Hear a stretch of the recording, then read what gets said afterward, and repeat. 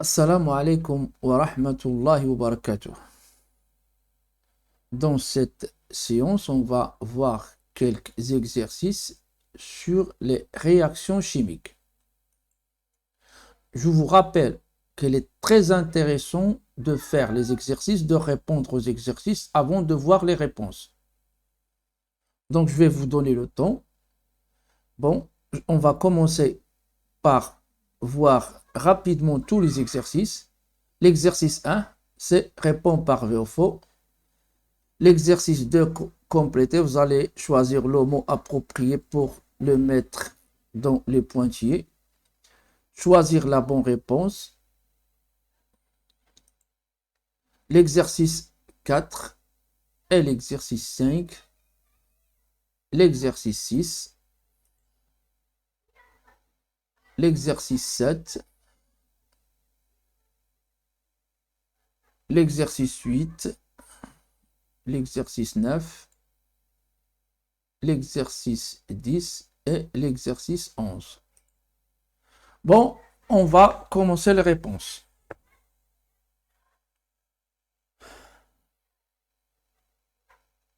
Réponds par vrai ou faux. Lors d'une réaction chimique, les molécules se conservent. C'est faux. Lors d'une réaction chimique, ce sont les atomes qui se conservent. Lors d'une réaction chimique, la masse se conserve, c'est vrai, car la somme des masses des réactifs est égale à la somme des masses des produits. La liquéfaction du butane est une réaction chimique. C'est faux, c'est une transformation physique. L'évaporation de l'alcool est une transformation chimique. C'est faux, c'est une transformation physique. La combustion du bois est une transformation chimique. C'est vrai. Toute combustion est une réaction chimique. C'est vrai. Toute réaction chimique est une combustion. C'est faux, parce qu'il y a des réactions chimiques qui ne sont pas des combustions. Par exemple, la réaction entre l'acide chlorhydrique et le calcaire. C'est une réaction chimique, mais qui n'est pas une combustion. Compléter. Au cours d'une transformation chimique, la somme des réactifs disparus. Au cours d'une transformation chimique, la somme des réactifs disparus qui se sont transformés est toujours égale à la somme des masses des produits apparus. On dit que la masse se conserve.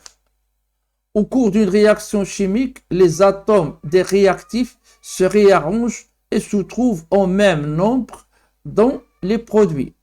On dit que les atomes se conservent. Lors d'une transformation physique, les molécules se conservent, mais l'état physique change. Par exemple, la fusion de la glace donne de l'eau. La glace, c'est de l'eau à l'état solide. Donc, pour la glace et l'eau, les deux sont constitués des molécules d'eau. Donc, il y a conservation des molécules, mais seulement l'état physique qui a changé. Choisir la bonne réponse. Lors d'une transformation chimique, la somme des masses des produits formés est inférieure, égale ou supérieure à celle des réactifs, donc elle est égale. La combustion de 3 grammes de carbone nécessite 8 grammes de dioxygène. Il se forme alors 3 grammes plus 8 grammes, c'est 11. Donc c'est 11 grammes de dioxyde de carbone. Lors d'une combustion du méthane qui consomme 64 grammes de dioxygène, il se forme 44 grammes de dioxyde de carbone et 36 grammes d'eau. La masse de méthane qui a brûlé est, donc on va écrire la somme du méthane plus 64 est égale à 44 plus 36. Donc la masse du méthane, c'est 44 plus 36 moins 64, ça donne 16 grammes. Donc la bonne réponse, c'est 16 grammes. L'exercice 4. On a modélisé contre une transformation chimique. Quels sont les réactifs? Voilà les réactifs qui sont à gauche, les produits sont à droite. Bon, les réactifs, on a le méthane qui est constitué d'un atome de carbone et 4 atomes d'hydrogène et 2 molécules de dioxygène, O2. Les produits, on a CO2, une molécule et deux molécules d'eau, H2O. Les réactifs sont le méthane, CH4, et le dioxygène, O2. Les produits sont l'eau, H2O, et le dioxyde de carbone, CO2. Cette modélisation respecte-t-elle la règle de conservation des atomes? Oui, car les atomes qui se trouvent dans, ou bien qui constituent les réactifs, se trouvent en même nombre dans les produits. Écrire l'équation de cette réaction. On a une molécule de méthane, CH4, deux molécules de dioxygène, de O2, une molécule de CO2 et deux molécules de l'eau, H2O. Le moteur Vulcain de la fusée Ariane utilise la combustion d'hydrogène. Le bilan de la transformation chimique s'écrit d'hydrogène plus dioxygène dans l'eau. Quelles sont les formules chimiques d'hydrogène, du dioxygène et de l'eau? Dioxygène, c'est O2, d'hydrogène, c'est H2 et l'eau, c'est H2O. Quelle est l'équation de cette réaction? Fais une phrase de lecture de l'équation de la réaction. Bon, l'équation de la réaction, on a d'hydrogène H2 plus O2 donne H2O. Bon, on doit équilibrer l'équation. Donc, on voit bien, on a un déséquilibre dans les atomes d'oxygène. Dans les réactifs, on a deux atomes d'oxygène et un atome ici dans le produit. Donc, on va, pour obtenir deux atomes d'oxygène, on doit multiplier cette molécule par 2. 2 fois 1, c'est 2. Mais on a changé le nombre des atomes d'hydrogène. On a maintenant 4 atomes d'hydrogène. 2 fois 2, c'est 4. Donc, on doit avoir ici 4. Donc, 2, on va mettre 2. 2 fois 2, c'est 4. Fais une phrase de lecture de l'équation. On a deux molécules d'hydrogène qui réagissent avec une molécule d'oxygène pour donner deux molécules d'eau. La réaction entre l'exercice 6, la réaction entre la craie et l'acide chlorhydrique produit un gaz qui trouble l'eau de chaud.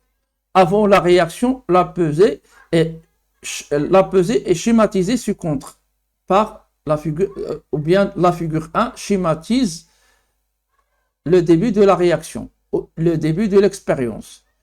Quel est le nom et la formule du produit, du gaz produit? Le produit formé, le dioxyde de carbone CO2. Parmi les schémas proposés ci-contre, figure 2, quel est celui qui représente ce que l'on observe après avoir introduit la craie dans l'acide? Donc, il y a une réaction chimique entre la craie et l'acide chlorhydrique. Et la masse se conserve. On a ici 306 grammes dans la figure 1. Donc, on doit avoir 306 grammes dans la figure 2. Donc, c'est le schéma B qui représente le bon schéma. C'est le schéma B car la masse se conserve lors d'une réaction chimique. On retire ensuite quelques instants le bouchon du flacon. Puis, on le replace sur celui-ci. Si on effectue de nouveau une pesée, quel schéma ABC représente maintenant l'état final? Justifie ta réponse. Bon, on va déboucher le flacon et on va remettre le bouchon une autre fois et après on va faire la mesure de la masse. يعني غادي نحيدوا السدادة من القارورة وغنعاودوا نغلقوها وكنعاودوا نقيسوا الكتلة. Lorsqu'on débouche le flacon, une quantité de l'air, une quantité de dioxyde de carbone s'échappe dans l'air. Donc, on aura une diminution de masse. Donc, c'est le schéma C. C'est le schéma C car une quantité du gaz produit s'échappe du flacon et la masse diminue. Remplir les pointillés. Pour remplir les pointillés ici, on doit utiliser la loi de la conservation des atomes. Lors d'une réaction chimique, les atomes des réactifs se trouvent au même nombre et au même type dans les produits. Donc, on a ici les pointillés plus dioxygène, oxyde d'aluminium. On a oxyde, ça veut dire l'oxygène, et il nous reste l'aluminium. Donc, on va mettre ici l'aluminium. 2 fois 2 Cu plus des pointillés, ça donne 2 CuO. Donc, il manque O, les atomes d'oxygène. Donc, on va écrire ici O2. Pour le zinc, c'est 2 fois, pour la troisième réaction, c'est 2Zn plus O2, c'est 2 fois Zn2. Voilà, bon, voilà les réponses pour les autres réactions. 8. Lors d'une combustion de 0,8 g de dioxygène, lors d'une combustion, 0,8 g de dioxygène réagit avec 0,3 g de carbone. Quelle masse de dioxyde de carbone obtient-on? Bon, lors d'une réaction chimique, il y a conservation de la masse. Ça veut dire que la somme des masses des réactifs est égale à la somme des masses des produits. Ici, dans cette réaction, on a un seul produit. Ça veut dire que la somme des masses de dioxygène plus et la somme de carbone est égale à la masse de dioxyde de carbone. Ça veut dire 0,8 plus 0,3 est égal à la somme, est égal à la masse de dioxyde de carbone, c'est-à-dire 1,1 g. Donc la masse de dioxyde de carbone obtenue est égale à 1,1 g. La combustion de 6 g de carbone permet d'obtenir 22 g de dioxyde de carbone. Quelle est la masse de dioxygène consommée? La masse de dioxygène. Bon, on a la masse de dioxygène plus la masse de carbone est égale à la masse de CO2. Donc la masse de O2 est égale à la masse de dioxyde de carbone moins la masse du carbone. 22 moins 6, c'est 16 grammes. Le fer brûle dans du dioxygène pour produire des oxydes de fer. Parmi les oxydes produits, il se forme l'oxyde de fer magnétique. De formule F3O4. Indiquer les nombres d'atomes, c'est la question A. Indiquer les nombres d'atomes de fer et d'oxygène dans cet oxyde. Fe3, ça veut dire 3 atomes de fer. O4, ça veut dire 4 atomes d'oxygène. Le fer est un solide constitué d'atomes de fer. On le note par le symbole F. Bon, Fe représente l'atome de fer et représente aussi le corps fer.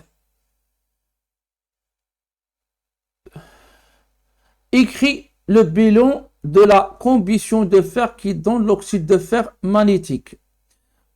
Le fer plus dioxygène donne l'oxyde de fer magnétique.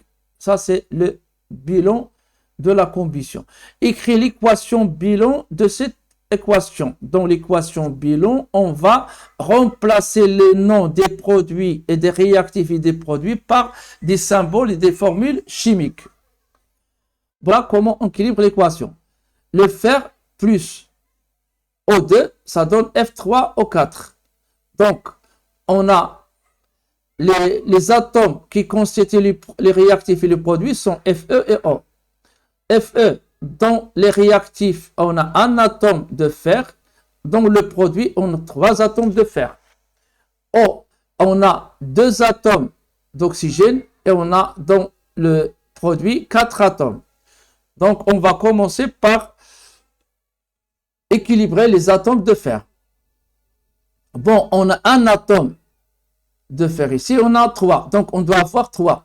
Pour obtenir 3, on va multiplier 1 par 3. Voilà, on va mettre 3 ici. On a ici 2 atomes d'oxygène. Si on a 4, on doit obtenir ici 4 atomes. On doit avoir 4 atomes d'oxygène. Pour obtenir 4 atomes d'oxygène, on va multiplier 2 par 2.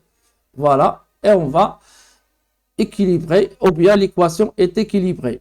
Combien de molécules de dioxygène peuvent réagir avec 9 atomes de fer? On a 3 atomes de fer qui réagissent avec 2 molécules de dioxygène. On a maintenant 9 atomes de fer. On a multiplié 3 par 3, c'est 9. Donc, on va multiplier 2 par 3 pour obtenir 6.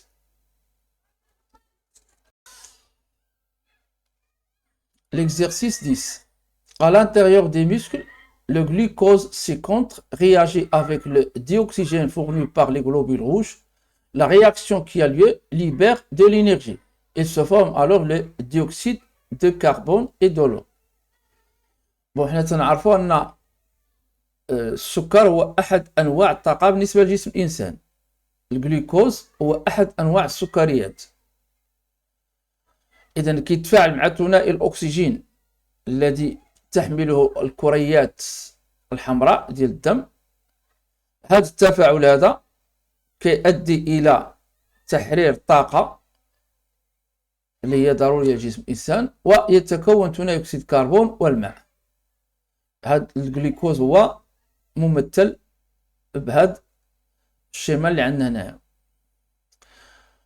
Donnez la composition de la molécule de glucose. De quoi est constituée la molécule de glucose? Bon, pour les atomes de carbone, on a 1, 2, 3, 4, 5, 6. Donc, on a 6 atomes de carbone. Pour les atomes d'hydrogène, on a 1, 2, 3, 4, 5, 6, 7, 8, 9, 10, 11, 12. 12 atomes d'hydrogène.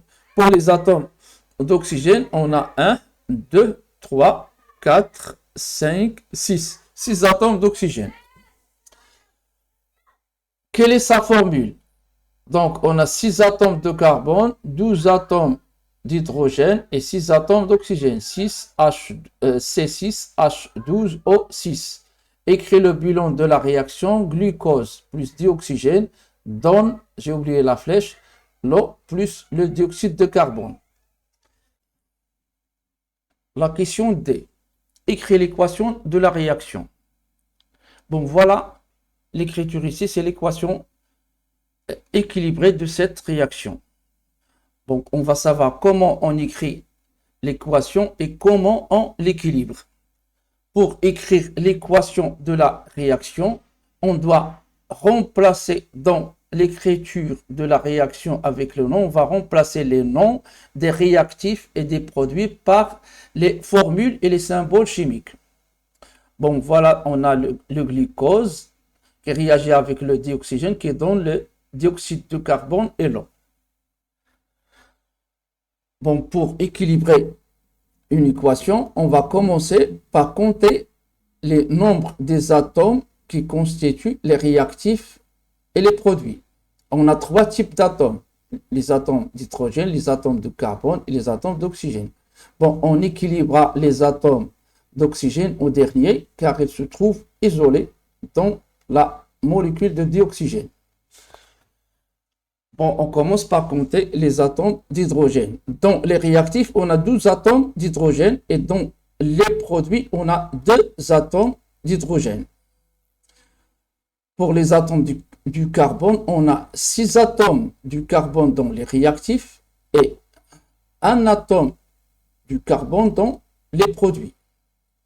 Pour les atomes d'oxygène, on a 8 atomes, 6 plus 2 dans les réactifs et on a 3 atomes dans les produits, 2 plus 1. Donc, on a, pour les atomes d'hydrogène, on a 12. Dans les réactifs, dans les réactifs et dans les produits, on a 2. Donc, on doit avoir 12. Pour obtenir 12, on doit multiplier 2 par 6. 6 fois 2, c'est 12. On a changé le nombre d'oxygène. 6 fois 1, c'est 6. Voilà. Pour les atomes de carbone, on a 6 dans les réactifs et on a 6 atomes dans les produits. Donc, on doit multiplier ou bien on va multiplier 1 par 6 pour obtenir 6 atomes dans les produits. 6 fois 1, c'est 6. Mais on a changé le nombre des atomes d'oxygène. 6 fois 2, c'est 12. 12 plus 6, c'est 18. On a 18 atomes dans les produits. Pour les réactifs, on a 8 atomes. On doit avoir 18 atomes d'oxygène. On a déjà dans le glucose 6 atomes. Donc, on doit avoir encore 12 atomes d'oxygène. Donc, on va multiplier ici 6 fois 2, c'est 12. Donc, on a 6 plus 12, c'est 18. Et voilà, l'équation est équilibrée. L'exercice 11. Recopier en équilibrant les équations bilan suivantes. Bon, il y a plusieurs façons d'équilibrer les équations chimiques. Bon, ici, je vais appliquer deux méthodes pour équilibrer les équations. En commençant par l'équation A. N2, le diazote qui réagit avec H2, le dihydrogène, pour donner NH3, l'ammoniac. Donc voilà comment on équilibre cette équation. On commence par compter les atomes qui constituent les réactifs, le nombre des atomes qui constituent les réactifs et le produit. On a deux types d'atomes, les atomes d'azote N et les atomes d'hydrogène. Pour N, les atomes d'azote, on a deux atomes dans les réactifs et un atome dans le produit. Donc on doit avoir deux atomes dans le produit. Donc 2 fois 1, c'est 2. 2 fois 3, c'est 6. Donc, on a 6 atomes d'hydrogène dans le produit. On doit avoir ici 6 atomes. On a déjà 2.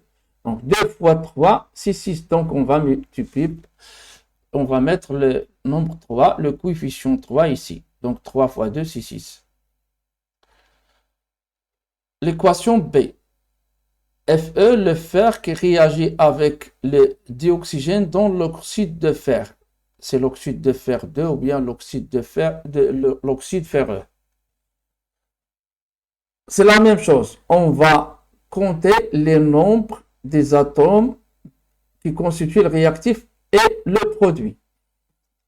Les types d'atomes sont Fe et O qui constituent les réactifs et le produit. Bon, pour Fe, les atomes de fer, on a un atome de fer dans les réactifs et un atome de fer dans le produit. Pour les atomes d'oxygène, on a deux atomes dans les réactifs et un atome dans le produit. Donc, on doit avoir 2. Donc, on va multiplier 1 par 2 pour obtenir 2. Donc, 2 fois O1, c'est ou bien fois 1, c'est 2. On a modifié le nombre de fer. On a deux atomes de fer. Donc, on doit avoir ici deux atomes de fer. Voilà, on va multiplier 1 par 2. Donc, on va mettre le coefficient 2 ici. Le sulfure H2S, c'est l'équation CH2S plus O2 qui réagit avec O2. H2S, c'est le sulfure d'hydrogène qui réagit avec le dioxygène pour donner le soufre, le kibrit et l'eau. Bon, on va compter, c'est la même chose, c'est une autre méthode d'équilibrer une équation chimique. On a H2. Bon, on va compter tout d'abord les atomes qui constituent les réactifs et le produit. On a trois types d'atomes, les atomes d'hydrogène, de soufre et d'oxygène. Dans les réactifs, on a deux atomes d'hydrogène, on a ici deux atomes d'hydrogène. On a un atome de soufre, un atome de soufre. On a deux atomes d'oxygène et on a un atome d'oxygène. Donc, on a un déséquilibre dans les atomes d'oxygène. On va, pour obtenir deux atomes d'oxygène dans les produits, on va mettre 2 ici. Donc, 2 fois 1, c'est 2. Et 2 fois 2, c'est 4.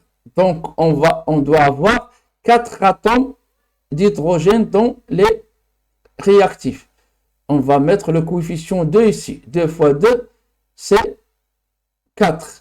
Mais on a modifié le nombre des atomes de soufre. 2 fois 1, c'est 2. Donc, on va écrire ici 2. Voilà. Pour l'équation D, l'oxyde de fer et l'oxyde de cuivre qui réagit avec le carbone, elle donne le cuivre et le dioxyde de carbone. Bon, pour équilibrer cette équation, donc on a un atome de cuivre, un atome de cuivre, un atome d'oxygène, deux atomes d'oxygène, un atome de carbone, un atome de carbone. Donc, on a un déséquilibre dans les atomes d'oxygène. On va mettre 2 pour équilibrer les atomes d'oxygène, pour avoir 2 atomes d'oxygène. 2 fois 1, c'est 2. On a modifié le nombre des atomes de cuivre. Donc, c'est 2. On va mettre 2 ici. Voilà, on va compter une autre fois les atomes qui constituent le réactif et le produit. 2 atomes de cuivre, 2 atomes de cuivre, 2 atomes d'oxygène, 2 atomes d'oxygène, un atome de carbone, un atome de carbone. Pour l'oxyde de fer 3 et réagit avec l'aluminium pour donner le fer plus l'oxyde d'aluminium. On a 2 atomes de fer dans les réactifs, un atome de fer dans le produit, dans les produits. 3 atomes d'oxygène dans les réactifs, 3 atomes d'oxygène dans les produits. Un atome d'aluminium dans les réactifs, 2 atomes d'aluminium dans les produits. Donc, on va équilibrer les atomes de fer. On a 2 atomes de fer, on va mettre 2. Après, on va équilibrer les atomes d'aluminium. On a 2 atomes d'aluminium. Donc, voilà, l'équation est équilibrée. L'équation F, voilà, on va faire la même chose comme cette méthode-là, ou bien avec cette méthode-là. J'ai fait ici 2 façons. وفي الأخير لا تنسوا الصلاة والسلام على سيدنا محمد وعلى آله وصحبه